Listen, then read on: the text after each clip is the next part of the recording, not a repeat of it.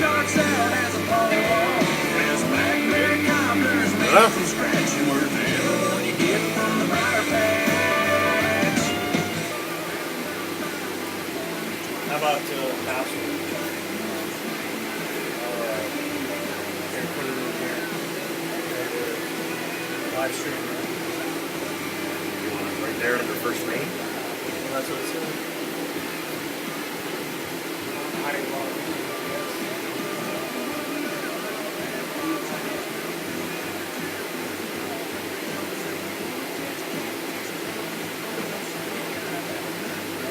So you can go to Facebook. Volume.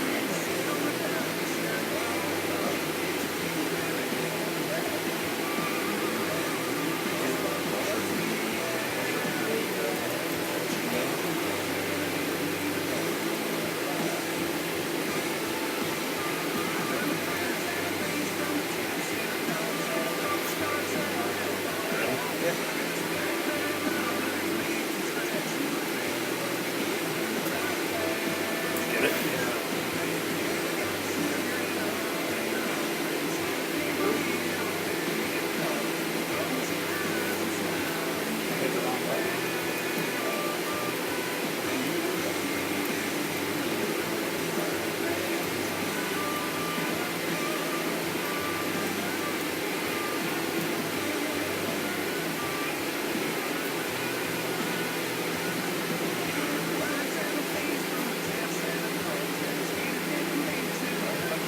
I have no idea.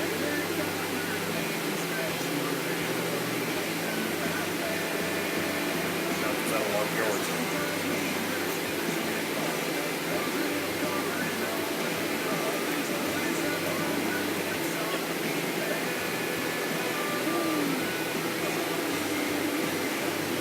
Why does it keep kicking me over to that? Just try going to our Facebook page and see what's coming up there.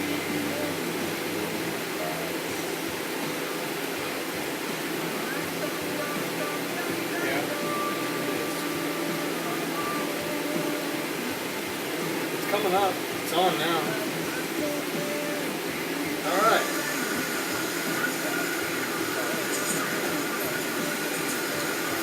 Hey everybody, it's Lusher Brewing Company. We're doing a test batch today with a new beer. Oh, I'm in the sun, I'm not in the sun. I'm Johan, this is Mark. We've come up with a new recipe, and we're going to do a little test batch. Earlier this week, just kind of tell you what's going on. Earlier this week, we brewed in our large system. We didn't live stream that. Hold on a second, I got to turn this down, I get a lot of feedback. There we go. Alright, now I can talk without hearing myself talk 2 seconds later. We brewed in our large system, new kettle that we have, brewed larger batches, what we needed to do. Worked out some kinks. The only reason we didn't live stream that was due to the fact that live streaming and working out little issues with the new system would have been a little bit too difficult. So we could just focus on getting that brewing system working correctly. And today we're basically just working off the small batch system. We're just making 10 gallons of beer. You can see by the label it's a honey ale, and it's about pretty good. So an old friend of mine, Kurt, had this recipe or a version of it when he brewed, say around 10, 15 years ago, and he said, hey, here's a couple of my recipes, and modify them, do what you ever got to do to make it great. But this beer was supposed to be one of his friend's favorites, and so we're going to go ahead and give him kudos. Thanks, Kurt, for putting this recipe together, and made some slight changes to work with me, and some of the things to work with Beersmith to get it right. He didn't. Kurt, I wish you would have taken better notes, but figured it out and put it together. It should be really good beer. I'm looking forward to tasting this one. Earlier this week, the beer we made was our pumpkin ale. That one's always a good one. Mark, right now, what he's doing, we're mashing. We started a little late today, getting the live stream going, but we're mashing right now in the second kettle. If you haven't joined us, this is our hot This is our hot liquor tank for our small batch system. This is our mash tun. This is going to be our brewing kettle. Again, it's 10 gallons, not a big batch, but you never want to make a huge batch of something you've never brewed before, right? Well, we have. Well, we have, and it's either worked out or it doesn't work out, but that's a lot of beer not to work out. So, a lot of money it costs to make that beer, so that's why we do test batches of 10 gallons instead of doing full batches of whole barrel, which are very expensive to make. Oh, yeah. I'm going to step out of the camera for a second, Mark, and talk to you. So that's why we'll do a test batch, is just to kind of keep keep the cost down, make sure it's a good beer. If we find that this beer is good and we like it a lot, we'll go ahead and we'll brew it in the big batch at that point once we know that this recipe is good. But I have no doubt in my mind that it'll be a great beer.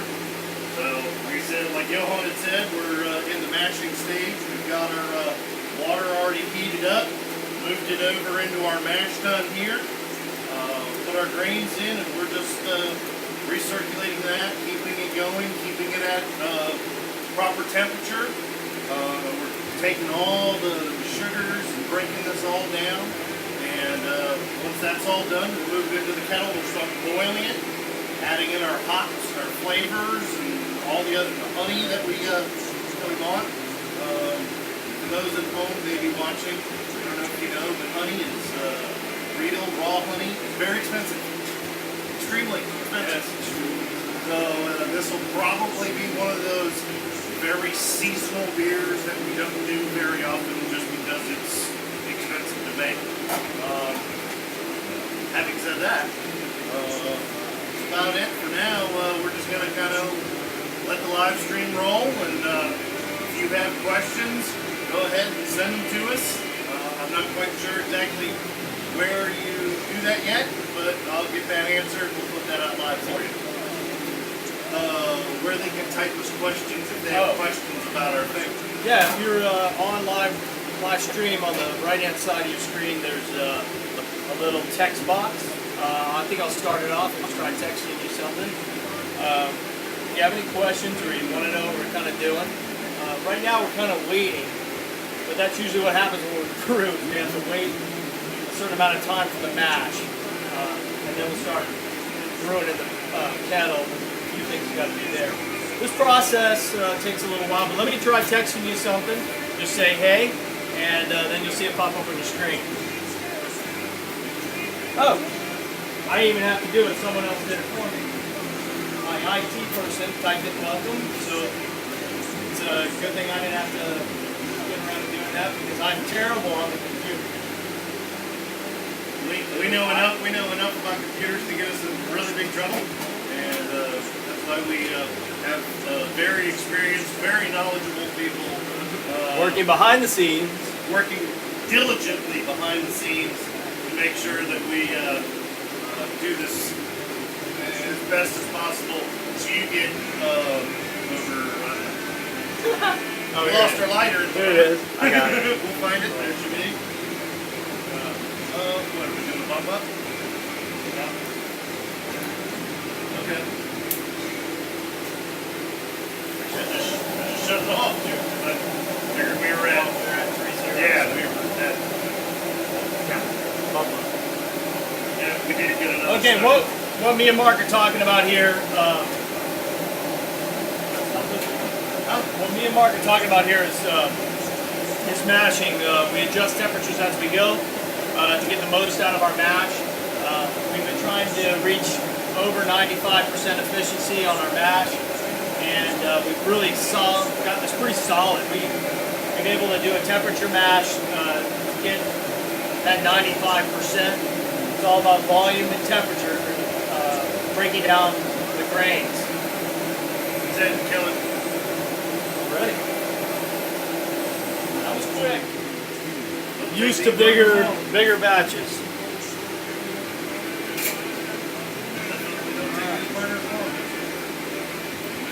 do a temp, as I said, we're doing a temperature mash. Sorry, I keep moving out the camera, but I gotta look at my timer and everything else. But we do a temperature mash to get the most out sugars out of the grains, and also get the flavor and the malt that we want. It's real important that we keep a close eye on this. We have a thermometer that goes into the mash tun. Also, one of the things we do to enhance our sugar breakdown is we do what we call a rim system, recirculating infusion mash system, where we recirculate the wort from the bottom of the mash tun up into the top of the mash tun. Thereby, there's even heating, and also the wort strains through the grains and pulls more and more sugars out. It seems to be pretty effective. A lot more effective than we just did a solid mash. There's a lot of different ways to mash. You can mash by just setting this at a temperature. Most home brewers tend to set it about 152 and just let it sit in the mash tun. Usually a cooler, so it maintains the temperature. The only problem with that is that you'll get big temperature fluctuations. You have to put in a lot more heat at the beginning, and it slowly drops down to your temperature, and it hangs about 152. But it's not real precise, and the problem is you get basically about 80% efficiency if you're really good at it. If you're not really good at it, you get it out of 60%. Well, that means that you're only utilizing 60% of the sugars that are in the grains. It costs more money. You got to use more grains to get certain ABVs or alcohol by volume. And with this temperature mash system, we can use less grains, save money when we're brewing. Let's see what else I got to talk about mash. Already? Really? Wow, that was a hot increase. Hold on 1 second, guys. I got to do some work.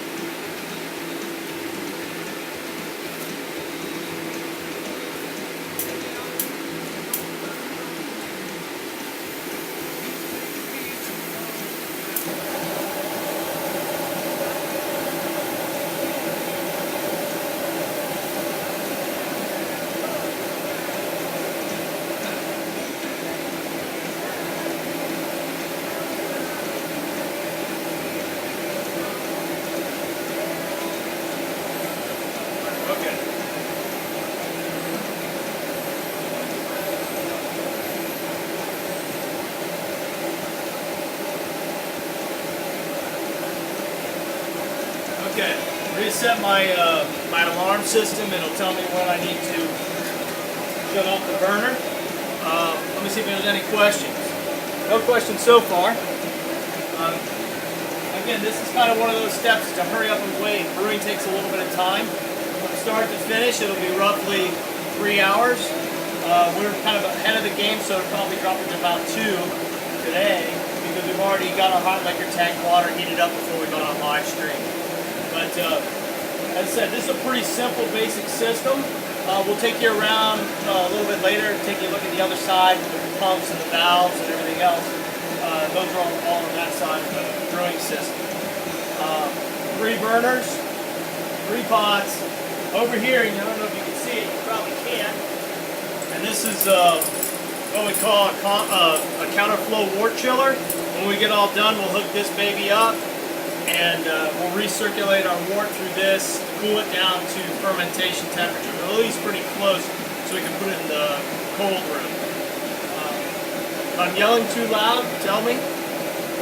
I'm trying to project my voice, but again, this is Brewing 101. If you've got any questions, just give me a holler. Okay, there's my alarm going off. I'm going to shut my propane off, and it's a really, you gotta let it do its magic. You gotta let these mash grains just soak and do their magic. I have to keep checking our recirc system, because sometimes it will get clogged up, depending on how we're flowing, and it looks like we're doing good. Oh, you should smell it. It's amazing. I think it's just like one of the most amazing smells of smelling that grains just churning up in there and turning into beer. What we have in here is in the mash tuns is called sweet wort, meaning there's no hops added in. That is an annoying beeping sound.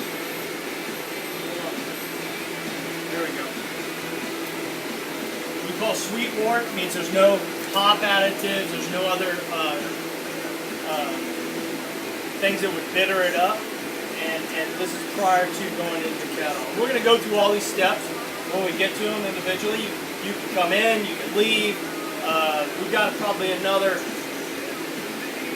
hour or so of mashing, and then we're going to jump right into boiling. But there's a couple steps in between that we got to do to make sure this process goes well. We got to do some checks, some what they call original gravity checks. Those brewers out there that are watching will know what I'm talking about. It's kind of an extra step. If you're a home brewer and you're mashing, you really need to be doing a first runnings, which is taking all this wort, moving it over into the kettle, taking a reading with your hydrometer, and then when you sparge and get it all into the kettle for your final pre-boil volume, you need to take a reading then too. And then you compare the two readings together, and that will give you your overall mash efficiency. If you don't do this, you never know how efficient your mash is. The more efficient your mash is, the better chance you're going to get your original gravity post-boil. It'll also tell me, in the pre-boil volume, how much I have to drop it down to get to the post-boil volume. That way I can get my exact alcohol by volume. Really important. Let's see if there's any questions. Nothing. You guys are just watching. Looks like we got, how many people watching? We got about 4 people watching right now. Again, just put it in the background on your computer while you're at work. Enjoy the show. It's really, as I said, I'm going to just keep talking. If you have any questions, this is where we like to have questions, because I can keep rattling on about brewing, because I love brewing. But if you have a question, a particular thing you want to learn about brewing, just throw it out there. Put it up on a text. I'll see it pop up, and we'll go from there. But other than that, we're just going to sit here and brew. We had some music playing. I don't know what happened to it. Probably interferes with our live stream. But you're probably wondering, looking at things, what this thing is. This goes in the mash tun for sparging. It's called a sparge ring. It's going to sit on top. It's going to gently rain water down. We're going to show you that when we get to that step. It sits right in there. That's my sparger. Well, let's see. What's going on with the company right now? Man, we're moving forward. We're really close. Over the last 6 or 8 months now, we've been purchasing all of our equipment, at least trying to get as much as we can out of the way. We've got our hood system. We've got our stuff for the tap room. We've got all of our basically our bar equipment, minus some bar stools that we're still looking for. So if you got a lead on bar stools, hey, give me a holler. Send me an email on the Facebook or on our email address, which is lostshirtbrewingco@gmail.com. I can always use the help in finding equipment. We're constantly looking for stuff. We've been going to a lot of auctions. We picked up a lot of equipment through auctions, trying to keep the costs down. Over this whole time we've been trying to start this company, everyone's telling me you need a ton of money to start a brewing company. Well, they're not completely wrong, but they're not completely right either. We're a fledgling company. We've got a lot of equipment. We've got a lot of potential here, but we want to save on our upfront cost, and a lot of people who are looking into getting a brewery started, it really is the way to go. Auctions, you can get a lot of kitchen equipment that you need, like stainless steel tables, hood systems, and refrigerators, and pretty much anything you ever want, you can find at auction, and you can get it at a discount price. It's all good stuff. It's all solid equipment, but you get it at a smaller price. And that, if we would have had to do it the other way, where we'd had to buy everything brand new, this dream of ours may not have happened. But it's definitely moving forward. Right now, Lost Shirt's looking for a place, and we're trying to find the suitable location to put all this stuff. Right now, we're getting kind of tired of brewing out of the garages, and we're actually running out of space. So we're going to need to move into the facility soon enough. We do have a campaign coming along called the Kickstarter. I don't know if you've heard about it. It's a perk funding investment website. We'll be posting that shortly on our Facebook page and our web page and our Twitter and all that. But that's getting done. And once it comes up, we'd appreciate your help investing in our company. You can look at the perks that go along with it on the right-hand side of that website, and I'll tell you what you get for how much you invest. But your help is going to be needed to get where we want to go. All of this, again, me and Mark have been funding this, and we could use a little help. So if you get a chance when it does come up, and you see this on Facebook, you see our Kickstarter campaign going on, please go there. If you want to invest in this company and make it happen, then please do. We appreciate it. All right, let me check a look at some times and some stuff on the computer for the beer, and I'll get right back to you guys.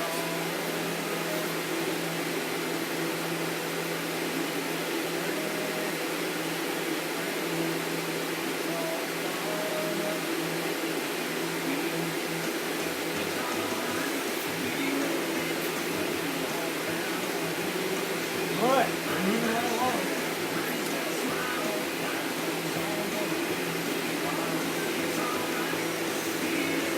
We're about 42 minutes into the mash. Most mashes go about an hour and a half.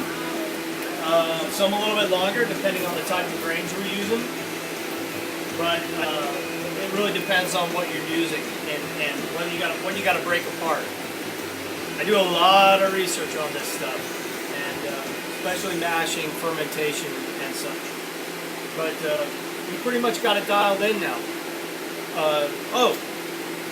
Just recently I submitted one of the beers that we make to a competition. This is something that just came up. Losher, one of our beers that I submitted as a personal beer to a competition, won second place in the light hybrid category. I was pretty excited about that. It's a really great beer. Those of you who have tried the Pale Rye Ale, what we call Off the Rails, excellent beer. I love that beer. Still, I think have some on tap, not much. It goes pretty quick, but it's a really great beer. But we got a lot of beers coming up in the next few months, and we'll try to live stream as much as we can when we brew them.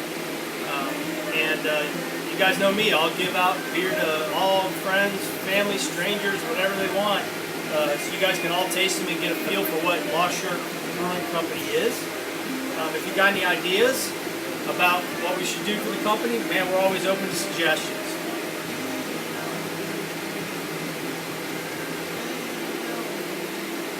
Nobody chit-chatting, everybody's lurking. Hey, that's a...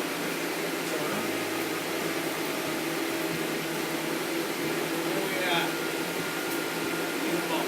Little bump. Again, it's key that I keep an eye on the temperatures and make sure that they're in the right range.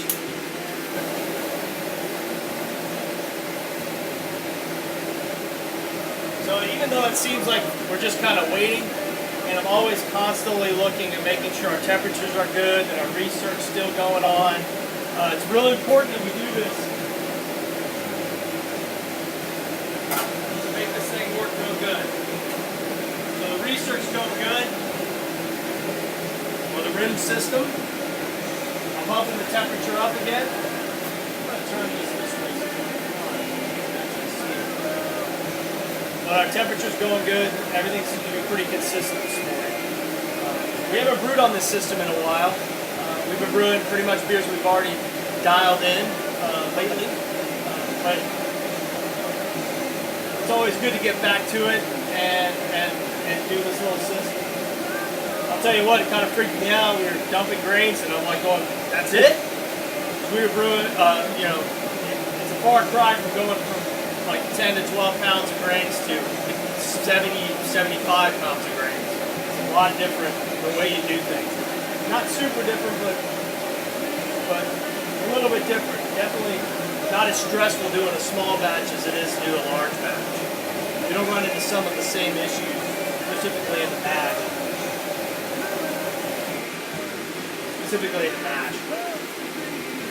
I think it's kind of fun. It kind of brings me back to my roots when we do this, when we go into this small system.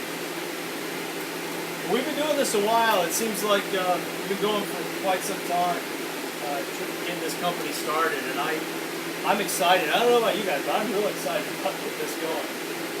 To share our beers with other people, it's been a dream of mine for 3 years now, and I know it's been a dream of Mark's. And we really want this company to be successful. I think the product's good. Oh, there we go.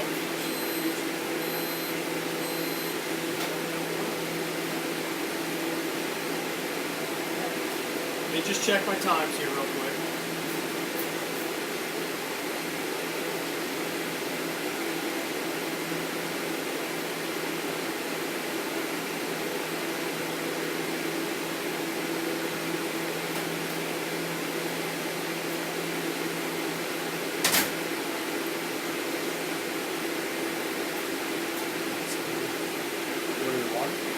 Huh? Water?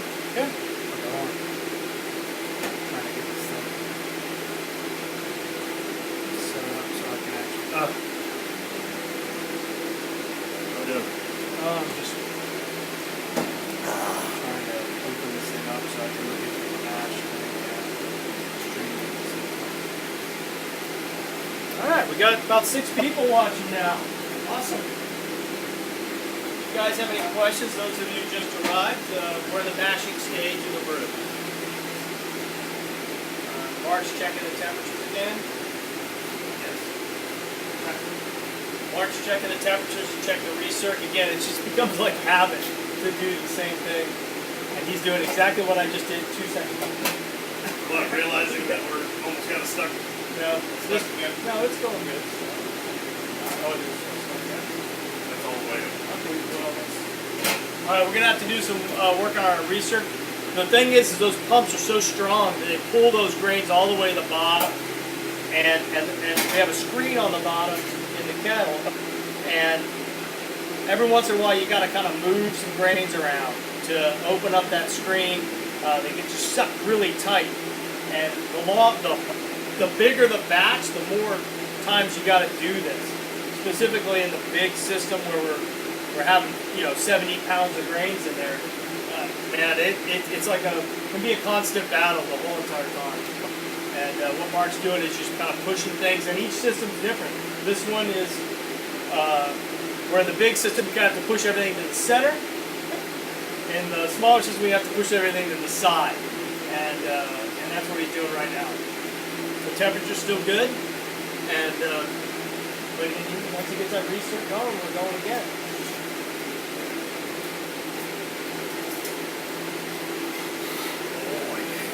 It smells great though, doesn't it? Yeah, it does. Woo! It smells awesome. Back that down a little. Okay.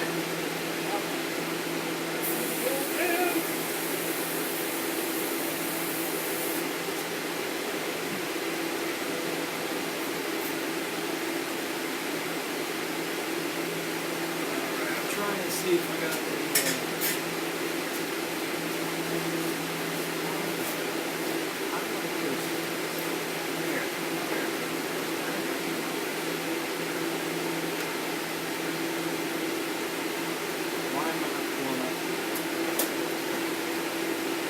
My phone die? I don't know. Why am I not pulling up the chat box? How the hell did my phone die?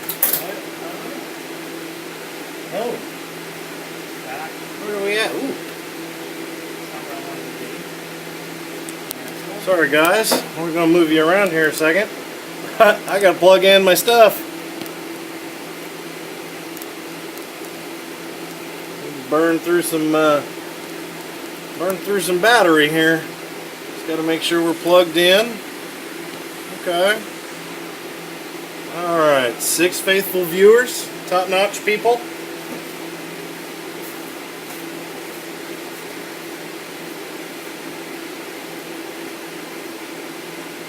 don't know why I can't chat. Why is it not showing chat on my thing here? I'm not very computer oriented, so I'm trying to figure this thing out. Why is it chat with 6 people? I can't believe my phone died. It's crazy. Crazy, I tell you. It was full when I left work this morning 3 hours ago.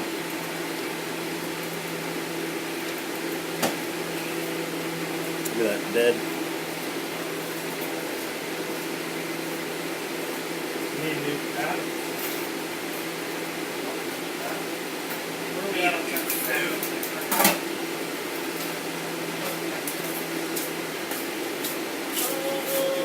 Did I get it?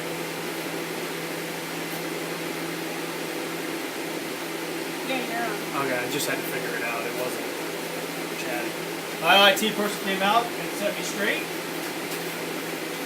because I'm completely ignorant when it comes to computers other than going to Facebook and checking the messages. And my email. You can check email. I can't check email. I'm good at that. I got this new phone too, and I have no idea how to work it. It's got so many different fun functions on it. I just really need a phone. Phone calls. Apps. Snapchats.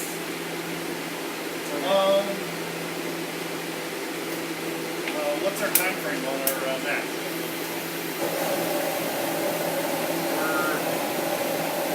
We're on 166 here. Oh, we got. Hey. We've got 30, at least 30 minutes. At least 30 minutes to go. Well, I'll just leave it.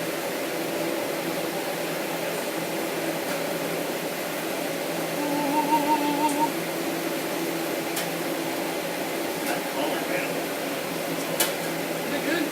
Lots of there's different ways to just kind of some heads up on brewing if you guys are doing it on a regular basis and you want to learn how. What we're doing is called the all grain brew. What we're doing is an all grain brew. There is other ways to brew. You can brew extract brewing. That's one other way where the malt is actually already all the sugar and everything. The malt's in a basically a bag in a concentrate, powder, or a liquid form, and all you would need would be one of these brewing kettles, and you put in a certain amount of volume, you dump in your concentrate, mix it up, and you'll have beer. Most homebrew kits are like that. But if you really want to make beer your own, the all grain system is the way to go, because I can choose what kind of malt I use. You can choose what kind of grains. There's a lot of different specialty grains. You can mix them up. You can add things in together to make certain flavors that you can't necessarily do with an extract brew. An extract, you can also do a thing called steeping of specialty grains that will change the flavor of the beer too. It's what we started off doing when we first started brewing. But we realized that to really make unique beers, we needed to go to this type of system, an all grain system. I think Mark ever actually extract brewed. Never. He came in a little later, and Never extract brew. yeah, he came in a little later and started right into all grain brewing. You're gonna go all in. You're gonna go all in.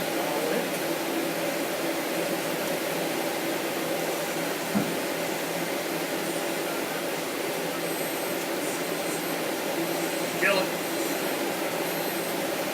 Okay. Okay. That's fine. Well, that went down fast. No, it don't stay very long. Give it a.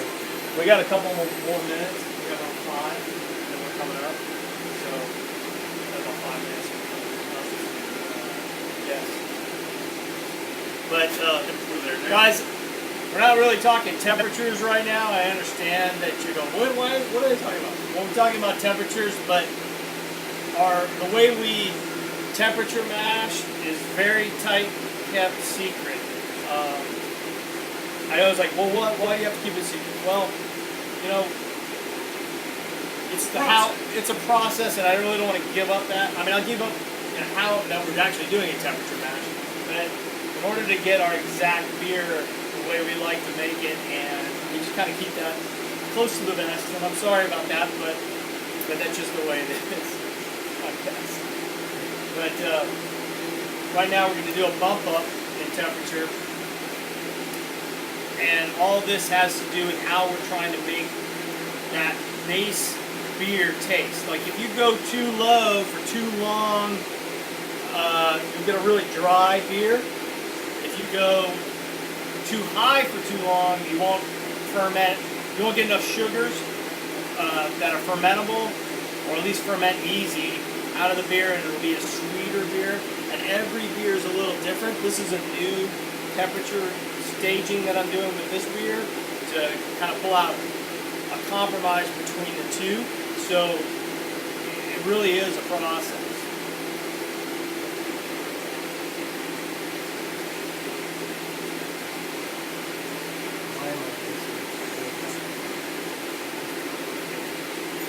But the reality of it is, it just took a long time for me to develop that. And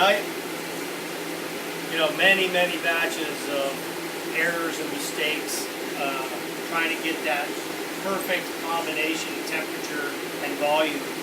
It just takes some time, and it really comes down to feel and brewing a lot of beer, just to make it perfect. And I don't know how many batches I've done since we first started all grain. And when I first started all grain, we speaking of going from extract to all grain, we had a cooler.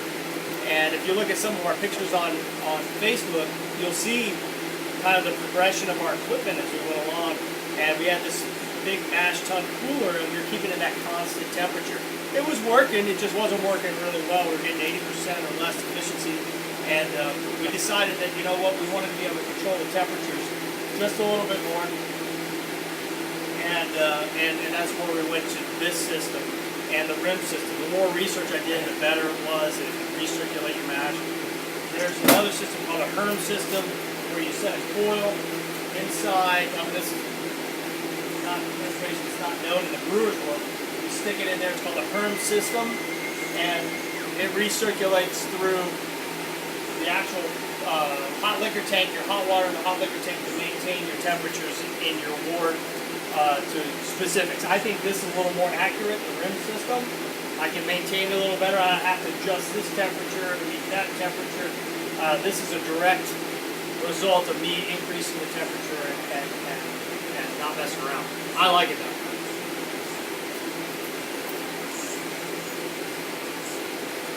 Oh, we paused.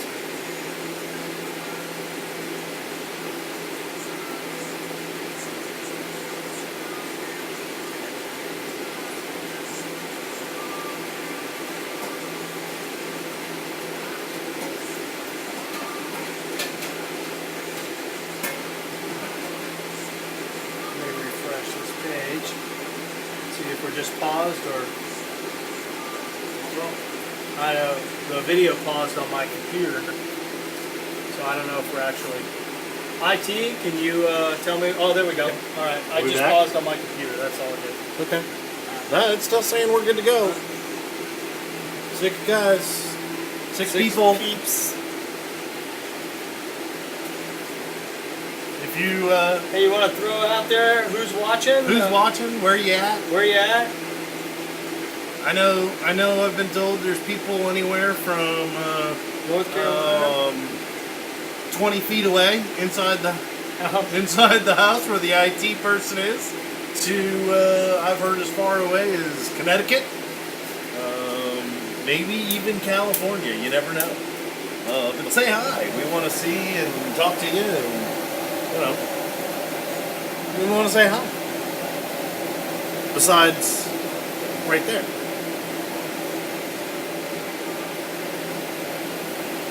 Yeah, just put your first name and where you're from. Do we know who to talk to? Who we're talking to? We're going to set temperature. Yes.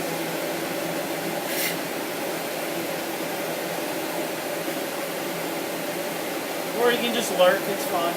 We like lurkers. I was told that we have some lurkers and they're at work. Yeah. And they would kind of get in trouble if they, actually started messing around instead of just keeping us in the background. Yeah. Which is cool. We don't want to get you fired. So if you're at work and you can't message, then that's okay.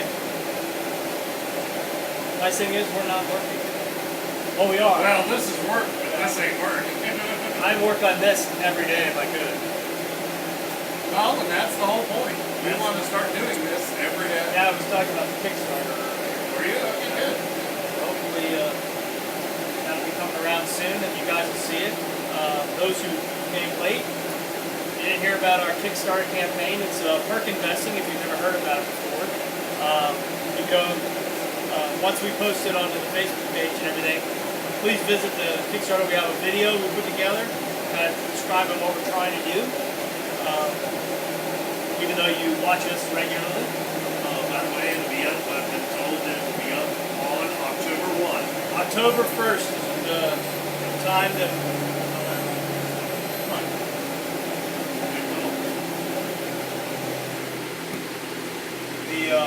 it'll be up on October 1st. So at least that's what I've been told by Mark. We've been told. The person who's actually going to get it Actually, done. get it done. It'll be up by October 1st. Again, we're still trying to move forward, and we are going to move forward no matter what, but we could use your help. And to basically get a building, and we need some more equipment, kegs being a big thing, storage space, fermenters. Again, I told you about the bar stools earlier. We're trying to get some really nice ones that are comfortable. Last thing you want to do is come to the brewery and drink our beer and not be comfortable. So we want comfortable bar stools. We have comfortable chairs already. That we do. Those chairs are comfortable. But we still need comfortable bar stools and we're looking for them. We've done a lot of stuff already. We've gotten stuff from auction, as I said. And those are actually pretty fun. I'm kind of digging going to auctions. It's pretty neat how you can find some stuff for relatively inexpensive. Oh, we might have a post here. Oh, Kim. Welcome. Welcome, Kim, to our... I told you we had viewers up in the north. Yeah. Pretty far away, I believe, Connecticut. Connecticut. If I'm not mistaken, if it's the Kim I'm thinking of, this is Connecticut. And Kim, if you're in Connecticut, I'm sure it's cold up there right now. Is it cold? Because it's about 85 degrees out here. Maybe now it's nice because we got the fan. Well, we got the fans. It's got to be 88, 89 degrees down here today. This is the first day in several days that hasn't rained on us while we're brewing. That's why the big Still early though. Still early. we can still have that happen. Yeah, hold on a second. We do have. That's her. All right, Kim. Kim. Is it cold up there, Kim? Because I bet you it's cold. We're heading up north here. Not too long. Next week, you'll Yeah, be up no, in, I'll be up in Washington, D.C. We're going to travel up there, see the Capitol. I'm sure I'm going to hit some breweries while we're up there. Guaranteed that. We just got back from, oh, by the way, this summer's been kind of riddled with breweries. Really. We just got back from North Carolina in the middle of July, and towards the end of July. And we visited several breweries up there. We went to Brevard Brewing Company in Brevard, North Carolina, not Brevard County where we live. It's kind of weird. But Brevard guy was like awesome, real nice individual up there. I've talked about our brewery down here. He's super excited for us. How we doing? Here, we're good here. We need to go up here. I'll tell you about our trip to North Carolina a little bit more in just a second. Football section.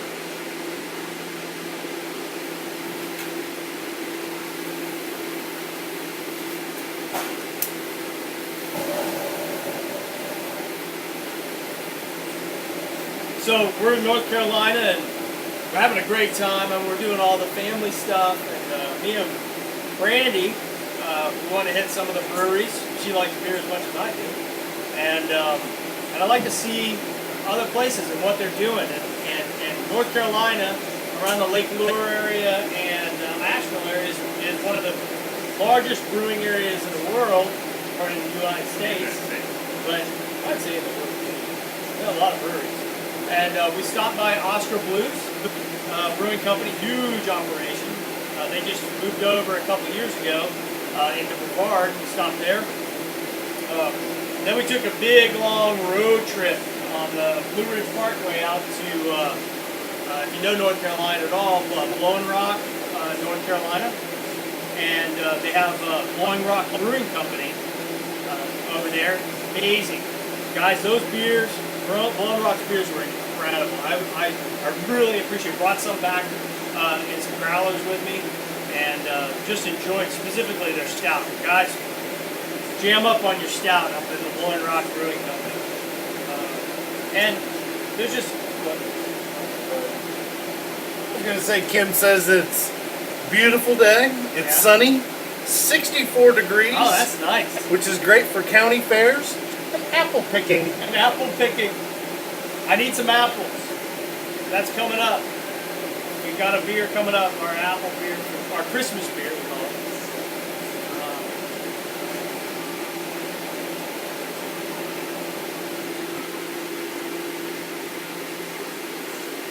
Sorry guys, We're right in the middle of something. Yeah. We're getting pretty close, guys, to sparging. And that basically describes sparging for you. Is we're going to rinse the grains into that kettle. So we're going to do our first runnings, and then we're going to rinse our grains. Really important to get as much of that sugar sloshed through the grains. You want to get all that into the brew pot. So we're going to jump our first runnings, take a sample, and we'll go through all that process in a second. But I want to say, I love going to North Carolina. I love visiting places. I like trying new beers. We've got quite a few breweries around town that we visit on a regular basis. And they just got good beers. And they have great operations. They're doing really well here. We want to be a part of that.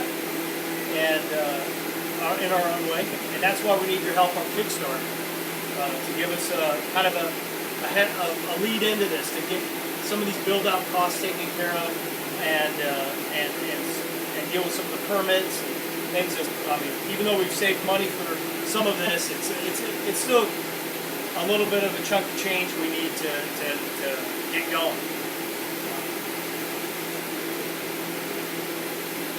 But as I said, I can't wait to do this on a regular basis if you guys don't share a beer. And we are there.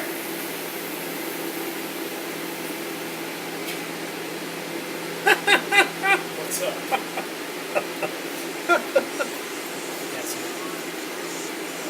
That's it. Yeah, my ponytail.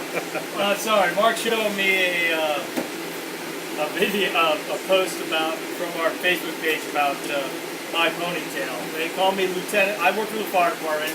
I've let my hair get kind of out of control, and Which is nothing wrong with it. nothing wrong with that.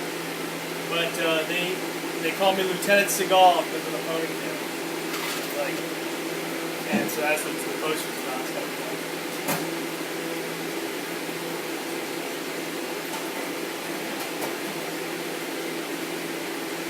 But we're constantly trying to improve things here too. We're trying to save money, cut costs. It's all right, we're pretty close. We're going to need to, you might want to do it though, because when we go to spar, you want to make sure you don't get flooded. Probably a good time to go that direction. Sorry guys, we're talking work here.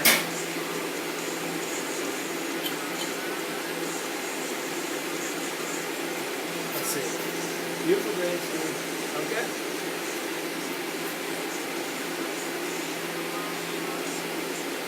Alright. Yeah, it's still working this room system. Mark's got a little different screen than I do on the bigger pot. And the reason he does that, when we're talking about these small batches, we don't really put them in the big conical fermenters. You really want to cut down on what they call trub, which is debris that goes into the smaller fermenters. And when you have a larger screen, like on the big system, you don't need to worry about it so much. You want to reduce the amount of grains. You don't want really too many getting into here because it can mess up the brew. But with the bigger system, the trub loss is a lot easier going through the conicals because you can just dump it on the very bottom.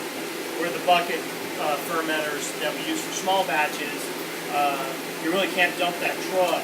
So you need a little bit finer screen. So we're going to have more problems with stuck sparges in this batch than we would, say, the larger batches. Again, it's just little issues we've had to deal with over time, and we figured them out. When we first, I remember the first time we got a stuck sparge, where it means that water just doesn't flow through the hoses. We're like, oh, everything's ruined. And but the reality of it is, it's not that big of a deal. You just deal with it and you move on. And that's really the basics of brewing. Another thing's really important when you're talking about brewing is having everything ready to go. Having your grains all milled and measured out, which we do on site, and also having your hops and your hop schedule, everything ready to brew. Digital scales. The worst thing you can do is not have everything ready to go, because that causes issues with timing and things like that. So, and you can also make mistakes, meaning adding too many hops, not enough this, not enough that, not enough water. Yeah, we're good here. And we're needing a little bump here. Well, we're gonna bump up in just a second. Anyways, let me just check. Check the timer. Yeah. Yeah, we might as well start going up anyways now.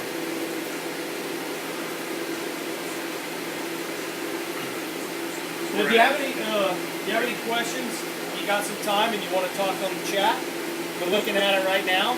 We can definitely answer your questions about brewing or any other question you have. Why Mark has parted his hair that way, I don't know. Why he's got wet hair today. Oh, he just took a shower. I think so. Yeah. Why I like ponytails, I don't know.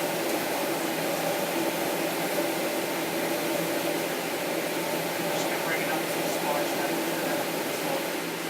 Let it rise.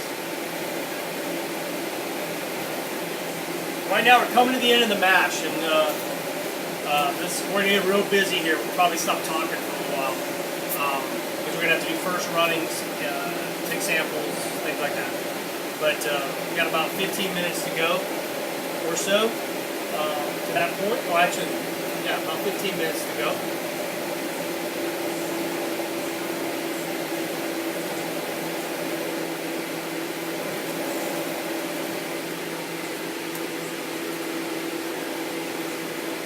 And at this point of the game, we're ready to go into the boil. It just seems like we just started, but that's good. We froze for a minute, but I think we'll be back. Just hit refresh on there, on the top screen right here. Up here? Yeah, just hit refresh. I think it's just my computer freezing up. But if you got any questions, seriously, just text it on the thing, on the website there, and we'll answer them. But anything, we'll answer any question. Why is the sky blue? Why is the tent yellow?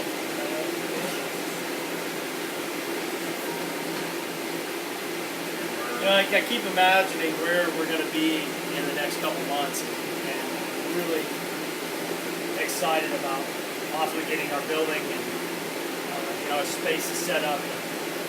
These things all just kind of make me just want this thing to move forward so fast. I know we got to be patient, but sometimes my patience isn't as good as it could be. But we're working really hard every day, trying to give you the best product and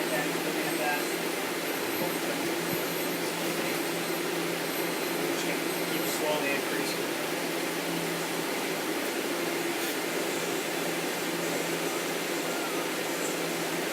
I hear the music from here. Yeah, I am. Is your phone?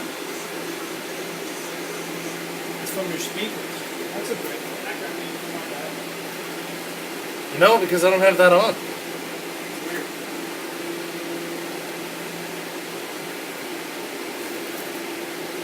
Check your phone. Yeah. Hey, I do. Hey, I got theme music. You ever wondered why we don't walk around with theme music playing in the background? I always want theme music playing in the background when I walk around. You know, like something like the Spartan theme music, or maybe Braveheart or something. You know, Last of the Weekend, some crazy like symphony orchestra that plays behind you as you walk, maybe a little bit slow motion. Does it ever come to your mind, Mark? That would be really cool. I would really enjoy that. I think that would be awesome. You should have some type of theme music behind you as you're doing it, like right now. But you can't just stand around when you have theme music. You got to walk and you have to kind of blow up and walk around like you've got, you know, you're going on a quest or some mission you have to take care of. I always think you need to be.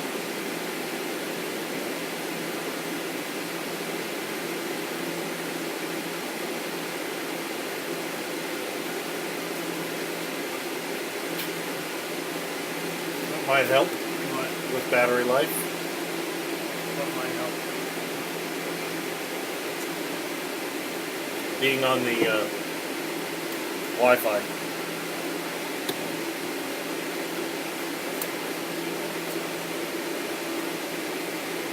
Alright, everybody.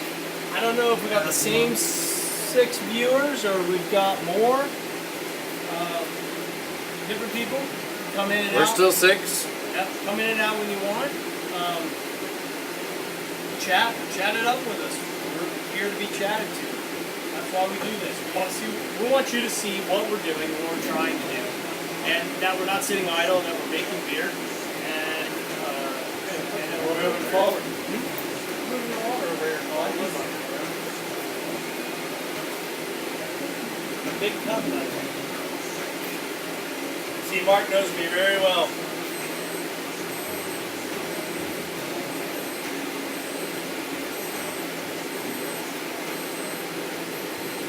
Hold there. Now, in the past, Mark hates when I tell the story. He hates this story. I love this story. It's a great story. Me and Mark have known each other how long now? Because he doesn't quite tell the story Yes, I do. exactly how it I happened. exactly tell the story. Now, So, we've known each other how long? 15 years, 16 years, 1999. 15 years. That's a long time. 15 years. So, we used to live in the same neighborhood as Mark, and we're always doing little projects around the house. Always. And Mark would help me out with something, particularly electrical stuff, because I'll burn stuff down. He would. But I'd help him out with like construction stuff, fence, decks. Mainly fences. Oh, That's the mainly story he's fence. going And after. what I'm trying to tell you is that the fence. Mark has a fence around his backyard, and he's laying it out. We rented an auger. That was fun, watching me and Mark try to do this auger. Now it's about 1,000 degrees outside in the summer. In the summer, man. It's about 1,000 degrees of forward all the time, anyways. But it's 1,000 degrees. Go across. My son is walking across. But it's about 1,000 degrees here, and we're working this auger, putting in I don't know how many fence posts. Something like that. 50 fence posts. We'll go with 50. It's irrelevant to the story. No, it is relevant because it's hot. It's hot. We're working hard, It's too long. and stop interrupting. It's a great story. So I go, Mark, man, maybe we can get some water. And so yeah. So we go into his house, and this is like pretty early on in our relationship as friends. And so we go into his house, and I go, man, I can really use some water. So we go into his house, and he brings out this cup. He fills up these glasses, and they were not much bigger than a shot glass for water. He goes, here you go. A little bit bigger, like 2 ounces bigger, maybe. And I go, hey man, you have a bigger glass? And so he goes, yeah, I got bigger glasses. So he's searching around like Mark does, all excited, looking through the cabinet, trying to find a bigger glass. Where'd you were? And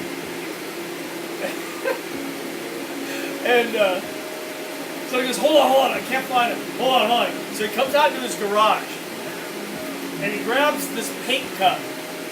I mean, it literally still has paint in it. And he starts rinsing it out. And he puts water, and he goes here, and I go, I don't want a damn paint cup. I'm like, look, you're a man. You're supposed to have man glasses, right? White man doesn't have a cup like this size. Now he does. He always does that. He always has big glasses. I go, come on. If you came to my house, you'd have a big glass. You really don't anymore. Huh? I've been through your cabinets. You don't have very many big glasses anymore. Have you So all seen that's this? beer mugs. Have you Things seen have those changed. fireman? We're in beer mugs now. Oh no, he's got those fireman glasses around that big and that wide. I just told him I needed a man glass, not a lady glass. What did I call it?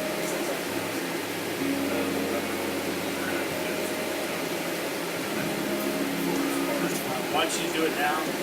You bumping up ours? Yeah, I got it.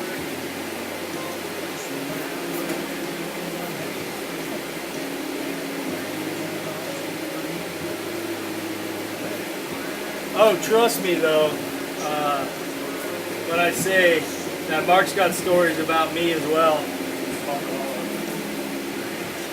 Mark does.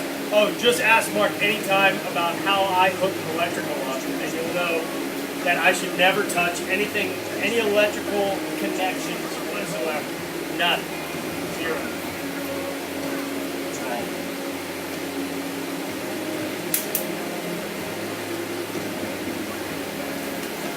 Now, I think I know electrical, but I really don't.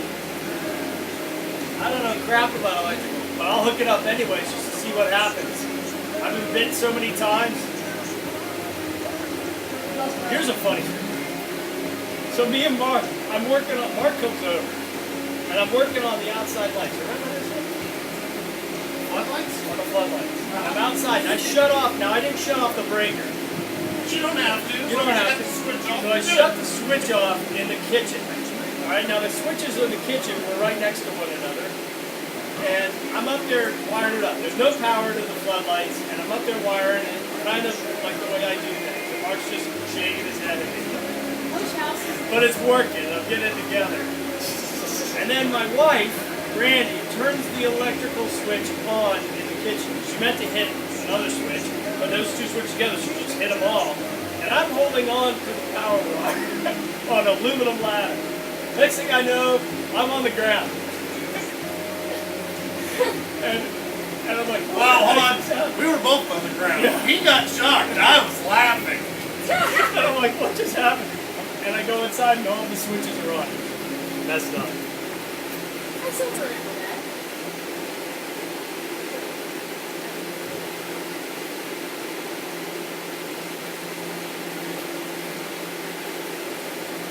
All right, we got about 5 minutes left to go, guys.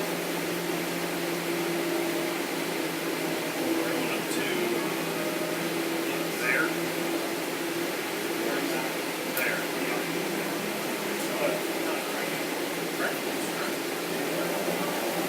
All right, we're getting to the end of the boil. Into the mash. Moving on to the boil. We're cranking up the temperature. And I'll tell you, you want your mash temperature to equal around your starch temperature at this time. About 5 minutes left to go. Raise the heat up a little bit more. We want to get this thing up to temperature.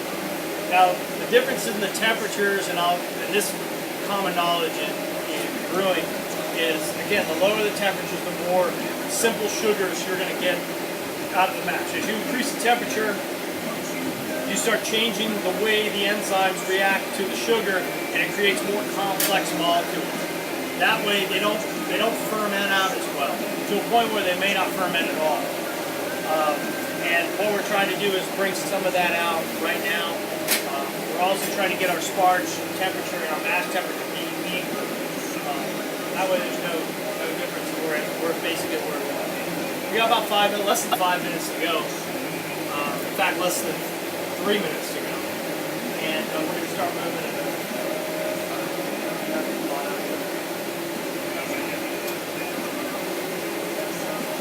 He's just readjusting the mash right now while we can to get our rim system working real good. Because that way we know our sparge system will work real good. We don't want a stuck sparge. Again though, if we have one, we can deal with it. Talented. It just takes a little bit extra time. Oh, we lost somebody. It's all good. Maybe I'm being... They're not smart people. They don't We lost one person, but maybe we'll gain back a couple. They're not smart. They don't want to watch you. Watch what? They're not smart. They don't want to watch you. It's not something that I wanted to take care of. Not the time to leave us because we're going to start working a little bit more again, but maybe they'll be back. Maybe they had to stop watching because the boss came in.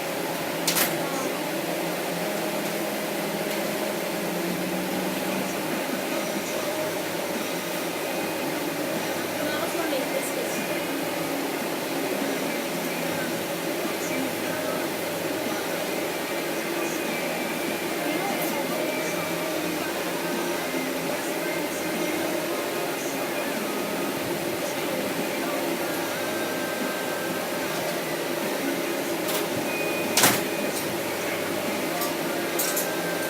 Good. Check our tab. Gotta be getting close.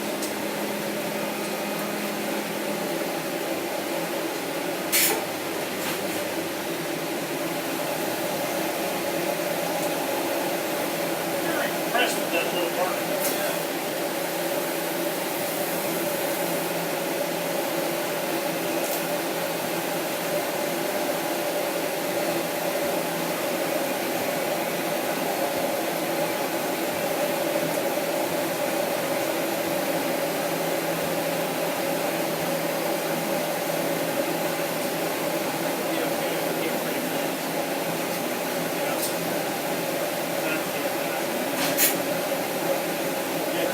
We got about 30 seconds.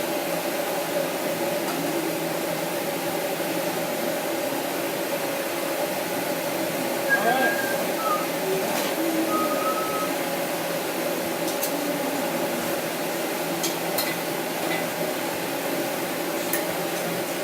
Mark's setting up for sparging right now. He's putting the hoses on the sparge ring for pump one.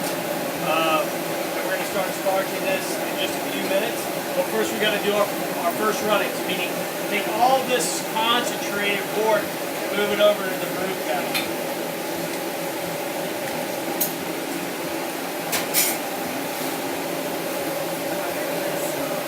Okay, we're done with the mash.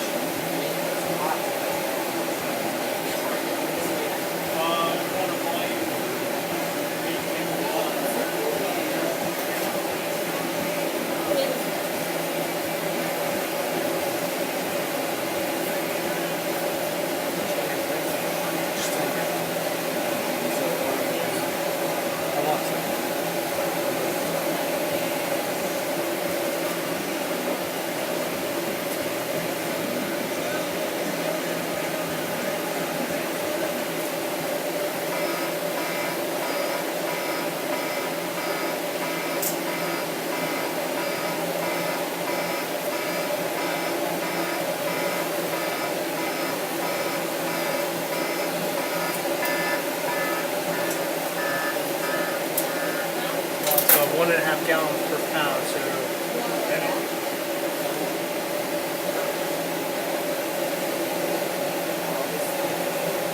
we're at a total oil volume of 12. Okay.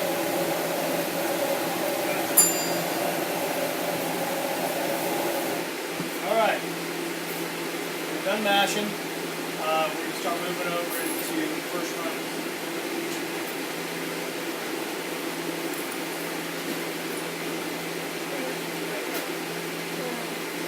I've used every reference size like, except for what? No, we're brewing.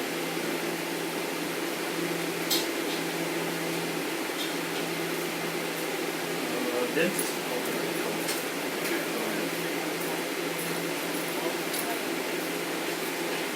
I got two there, so I like seeing. What we're doing is we're collecting what we call the first runnings.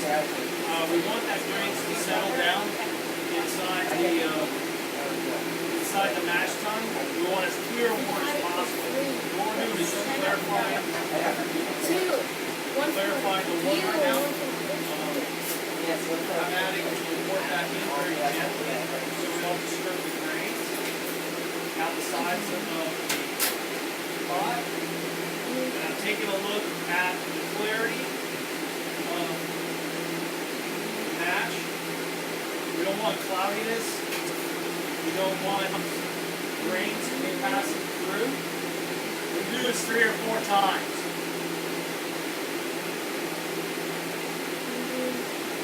This is called board flocking. Mark's one of the pub on doing this. It looks pretty good already. We want to do this a few times just to make sure we don't have any grains going through and that the wort looks nice and clear. And we're pretty much there. I think we're going to be able to move the wort over in just a second. We'll do it one more time after this, and I think we'll be ready to go.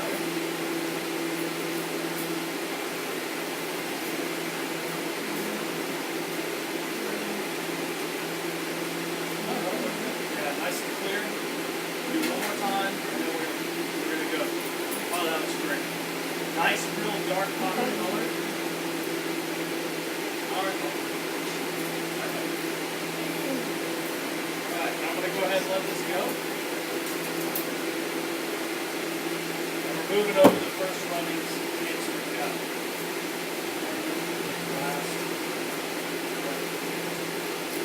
What we're going to do is do a sample as this thing pumps all of that concentrate and when our mashing is done into this kettle so the grains are dry. Once the grains are dry, we're going to start sparging.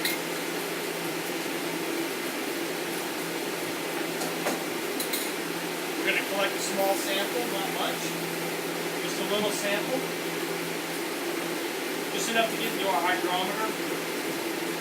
And maybe take a taste test. But you don't need a lot. That's about all I'm going to need. And I'm going to bring this up to you so you guys can see what it looks like if it's doing its thing. I don't know if you can see it real good. I'll try to make it, but it's that dark color.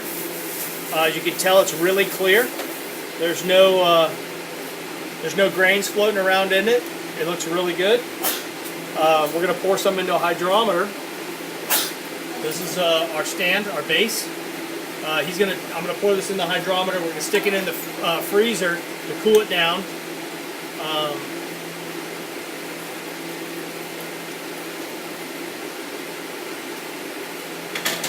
So we'll get that much wort. If you can see it, you might be able to see it better now with it in the hydrometer. It's a little thinner, but it's really dark and concentrate.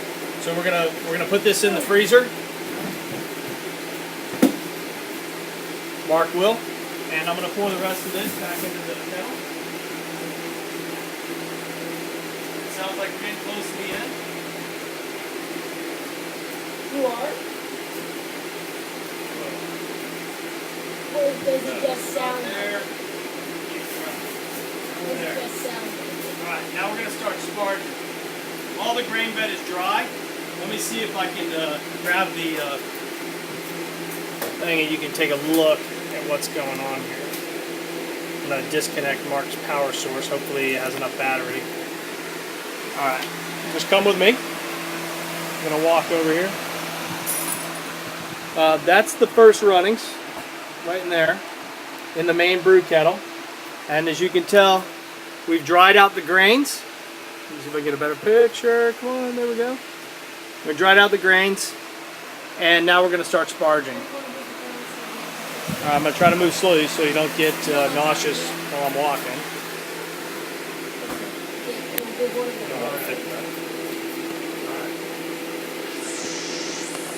Whoop. Sorry about the bumpiness. We're trying to get it set back up here. Okay, I hope you can see that. Maybe Mark can adjust it in a second. Alright. What we're going to do is start sparging. Now we're going to take the water from this kettle, which has been sitting there, and we're going to move it over basically into this kettle and move it into this kettle.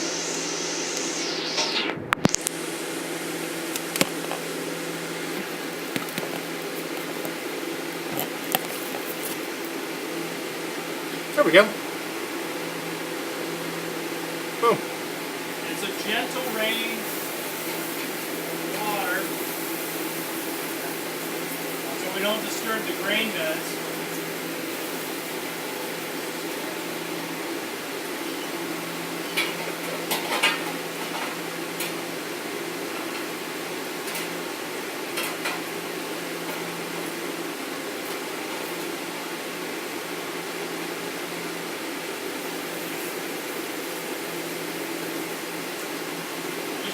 Really gentle rain.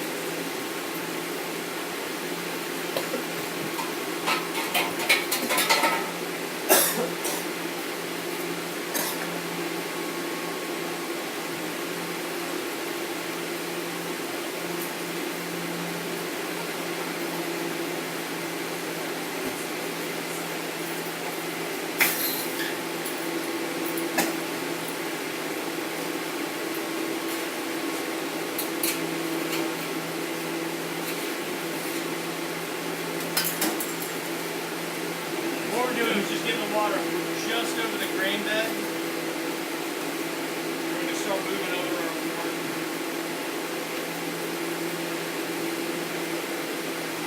And this ring on the bottom of it, we have to kind of adjust it. It was kind of coming over the sides for some reason. That's all we do that. Just gently raining the water over. We're going to start up on pump 2. Mark's going to handle sparging while I adjust the flow. Adjust the flow on the line. He's going to keep an eye.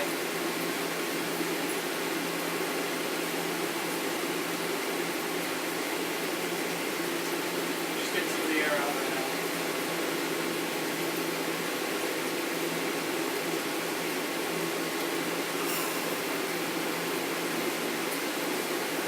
There we go.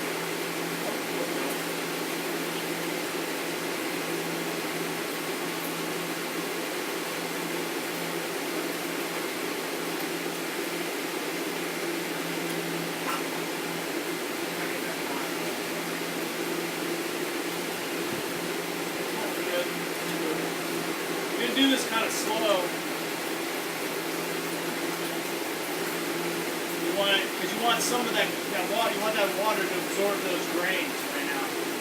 That sugar that's in the grain for rinsing. So we need to get our volume that we want, but we also need to rinse these grains really good. So we're going to take it real slow. We're just operating some valves here. You'll see some flow coming in here. And he's got water sparging into there. And again, we're just moving water from the hot liquor tank into here to sparge, and then that sparge water for wort is coming into here. It's if I can, I'm just going to leave this kind of crack like this. I'll get. All right, one more time. All right, one more time.